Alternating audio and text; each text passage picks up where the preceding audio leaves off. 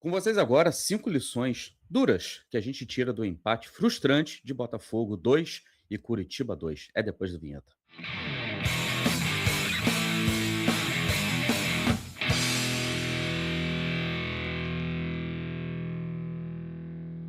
Olá, Helenos e Helenas, eu sou Tássio Delfio Caboclo, estou trazendo mais um conteúdo aqui para vocês no canal do Caboclo. Já peço logo de cara, deixa seu like, se inscreva no canal e acione também o sininho para que você receba as notificações de conteúdos novos no canal do Caboclo.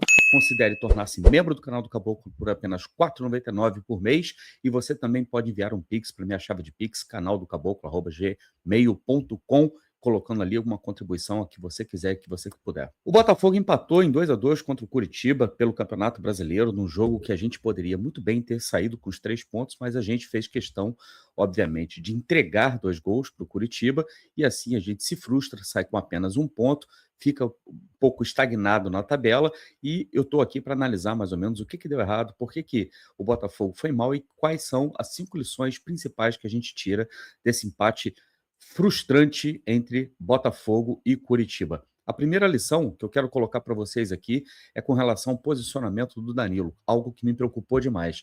Danilo, no primeiro tempo, jogou muito recuado, muito longe da área do adversário, e a gente sabe que o Danilo tem sido o jogador mais decisivo dessa equipe do Botafogo. Praticamente, o Botafogo sendo um deserto de ideias, o Danilo sendo um oásis no meio do meio desse deserto. A gente não pode se dar o luxo de ter o Danilo jogando longe da área. O Danilo não é o Marlon Freitas, a gente não vai conseguir fazer com que o Danilo faça aquilo que o Marlon Freitas fazia. Aliás, não é desejável que o Danilo faça isso, e por isso o Danilo precisa ser mais adiantado, jogar mais adiantado, principalmente quando a gente leva em consideração que quando a gente pisa na área, o Botafogo chuta muito pouco, tem pouco aproveitamento também de conversão das chances criadas em gols, e o Danilo foge a essa regra.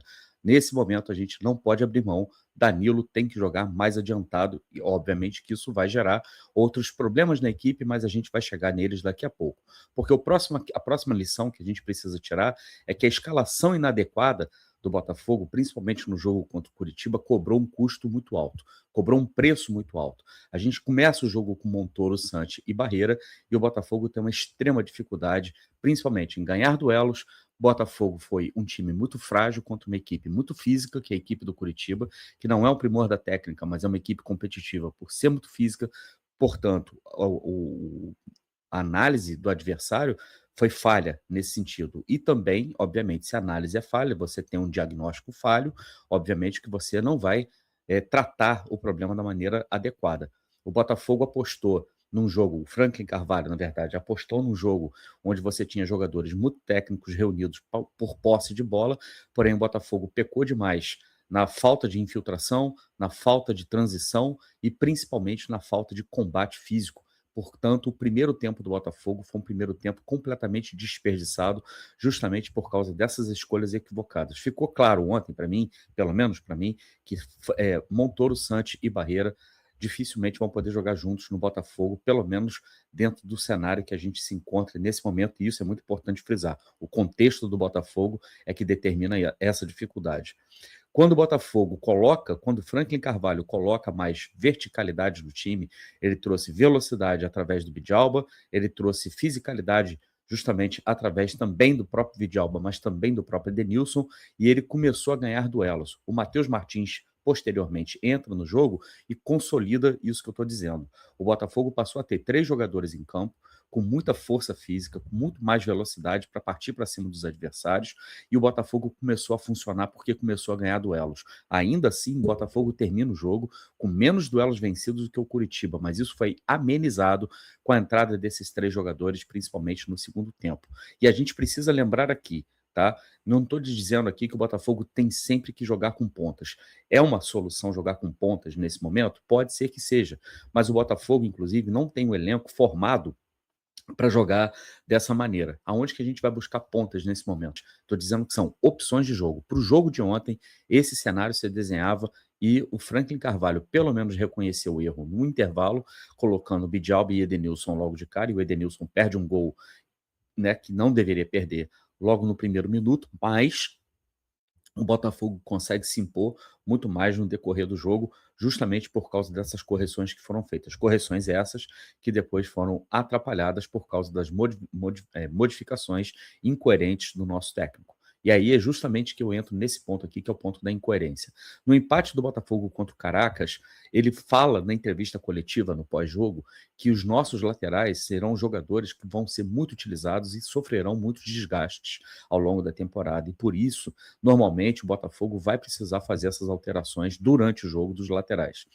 Ontem, foi um caso que se apresentou dessa maneira. Primeiro que nós tivemos o lance muito infortuito do Johan Hernandes, que fazia uma partida apenas regular, nada brilhante, e ele acaba sofrendo uma concussão, e a gente tem a entrada do Caio Jorge, que na minha opinião é muito limitado, mas fez ali um feijão com arroz, muito limitado no sentido de qualquer bola que é cruzar para a área, mas foi justamente no cruzamento dele que a gente consegue o segundo gol. Só que na direita, o nosso querido Franklin Carvalho ontem levou o Vitinho e o Cadu para a lateral. Por quê? Porque os laterais que ele poderia ter como opção ao próprio Vitinho seriam justamente o Ponte, que é o uruguaio, e também o Ferrarese, que pode, às vezes, fazer, às vezes, de lateral, que é venezuelano. Ou seja, dois estrangeiros. Ele optou por deixar dois estrangeiros que poderiam, nesse caso, substituir o próprio Vitinho para poder contar com Cris Ramos no ataque e assim não ultrapassar o limite dos estrangeiros na equipe. Na minha opinião, uma escolha extremamente equivocada, e vou mostrar daqui a pouco por que foi uma escolha equivocada. O mais importante aqui é a gente lembrar o seguinte: aquilo que você diz, você precisa ser coerente. Isso não significa ser teimoso ou nunca mudar de ideia. Mas ontem, por exemplo, isso nos custou os 2 pontos.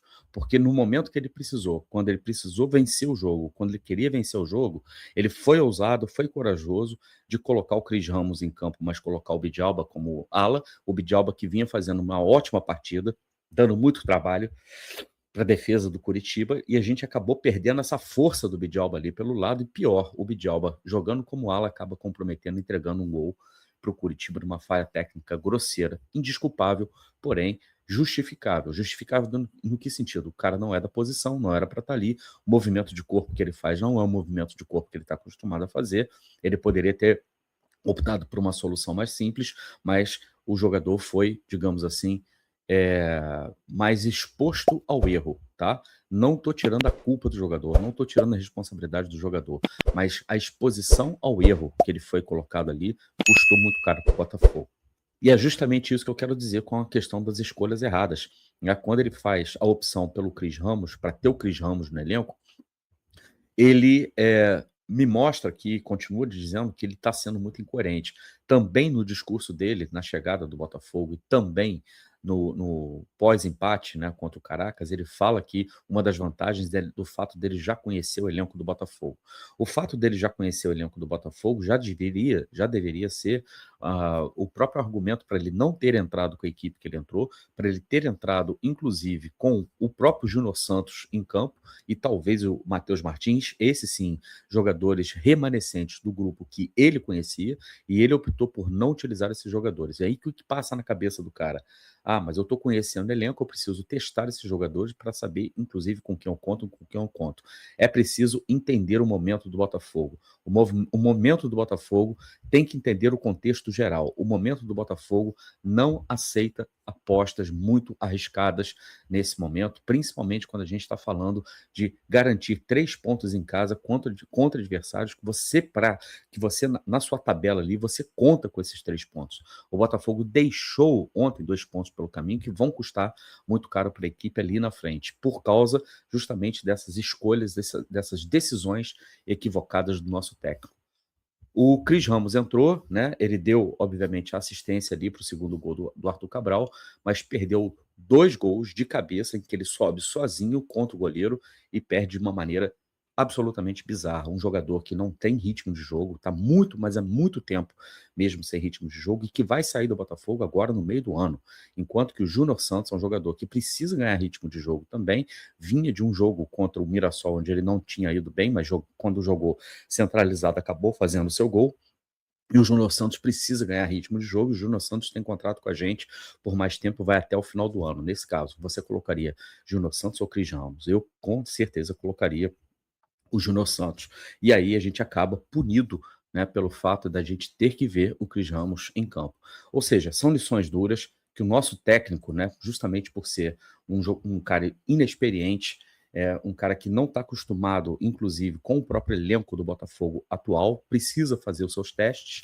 Obviamente que parte dessa culpa também não é só dele, mas ele precisa entender o contexto que ele se encontra nesse momento, porque o Botafogo hoje não aceita apostas muito altas. Também não estou dizendo aqui que o Botafogo deveria ter jogado de uma maneira reativa. Eu sou totalmente contra isso, porque o Botafogo tem jogadores talentosos o suficiente para jogar com a bola no pé, pressionar o adversário, como fez, na verdade, na maior parte da partida, porém corrigindo seus erros ali que precisam, obviamente, serem corrigidos. Muita gente vai dizer aqui que o Botafogo precisa, inclusive, de um pitbull. Eu acho que o meio-campo do Botafogo ele precisa, obviamente, de uma marcação mais forte, de uma marcação mais pesada. Eu, inclusive, até acho que o Botafogo poderia muito bem jogar, né, com o trio, né, como Medina, o Danilo e mais um volante, poderia ser o próprio Edenilson, poderia ser o Alan, e nesse caso eu não teria problema nenhum de jogar com o Medina um pouco mais recuado, desde que o Danilo fosse, na verdade, um meia, ou desde que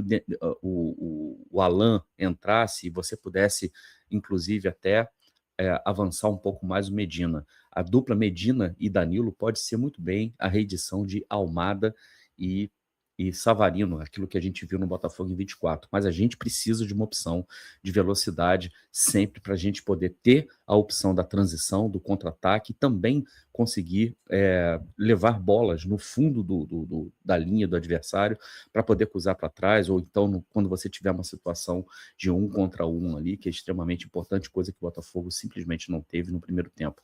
Infelizmente, o Botafogo jogou por apenas 45 minutos e a gente conseguiu fazer 2 gols, mas a gente entregou 2 gols de bandeja, 2 pontos perdidos num jogo em que a gente tinha tudo para vencer. Saio frustrado, tenho certeza que vocês também saíram frustrados. Mas eu quero saber da sua opinião, se você concorda, discorda, deixa aí embaixo nos comentários.